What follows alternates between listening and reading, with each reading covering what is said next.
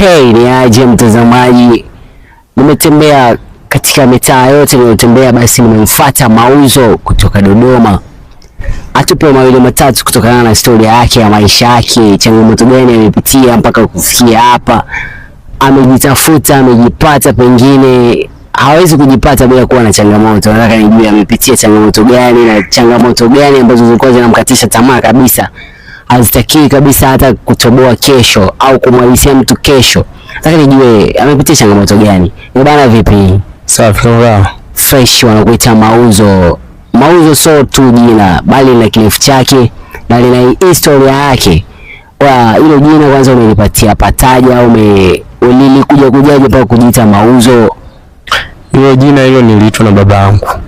Uliitwa na baba mzazi kwa wewe ni Mauzo? Mauzo.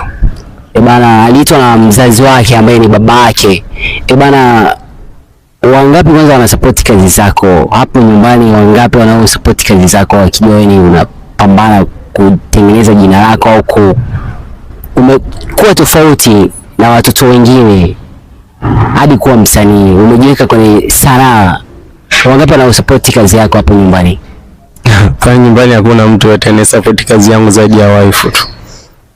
Bana, nyumbani hawasupport kazi ya mtoto. Anayesupport kazi ni mchumba au mke mtarajiwa wa Mauzo. Bana, changamoto gani ambazo unapitia kwenye sanaa? Ni ukiacha wazazi kusupport, kuna changamoto nyingi sana, ni vipi au unaziepuka vipi? Bana, changamoto ni nyingi. Yaani kwenye sanaa kuna changamoto ni nyingi sana. Changamoto ya kwanza ni kipato. Kipato kwamba kinatufanya kwamba wasanii wengi sana, yaani hapo tusitimize ndoto zetu.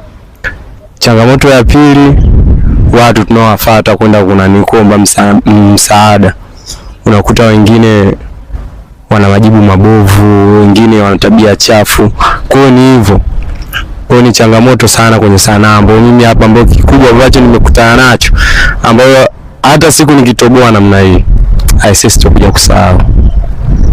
Bana, naomba kwanza msupporteni ndugu jamaa na marafiki. Ukiacha kwanza shida za maisha na zile na pale, kijana anajitafuta na nadhani mnaona hana lolote, hana chochote.